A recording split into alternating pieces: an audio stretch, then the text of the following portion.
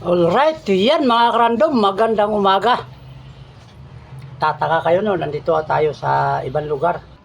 Kaya ako nandito dahil may nag-request sa kulay ng peony na large. So ito, mayroon tayong green. Ito po yung large ha, large. Yan. Mayroon tayong blue.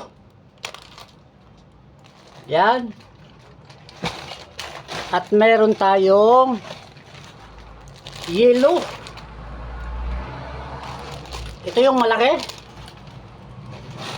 At mayroon tayo nitong black. So, yellow, black, green, blue. Apat na lang sila.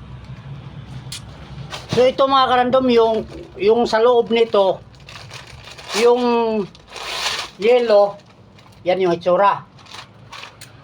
Screenshot nyo lang ha. Yung yellow, ito yung itsura. Ito namang green, ito namang itsura niya. Yan yung green. At ito yung blue. Yan, yellow. Yan, black. Ito yung gusto ko. Sa akin lang ha, sa akin lang. Meron pa pala, isa blue. Tapos ito pala, may isa pa pala blue. Bali, dalawang blue. Blue na puti. Yan, blue na puti. So, yan yung malalaki. Yun lang, wala na. Ito yung tuto. Yan, yung maliit. Screenshot na lang ha. Red, white. Ito yung 10 inches to ha. Yung pinakita ko una malaki, 18 yun, 18. May isa pang red. Red, yellow. Red, white, red, yellow, yung 10 inches. At itong puti. Black, white. So, maliban dito, sa 2.5, may dalawa tayo.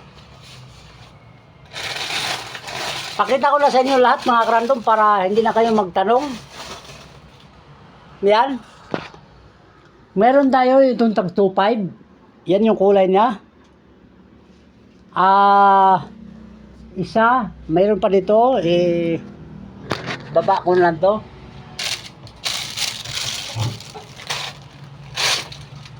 Ito. Isa rin to. 2.5. Ito rin. Yung 12 inches. So, yun lang, lahat. I-screenshot nyo lang. Mag-comment lang kayo dyan sa baba. Kung alin yung nagustuhan nyo para masikaso natin. So, yun lang. Alright, yan mga karandom. Maraming salamat sa pagsilip. Bye-bye.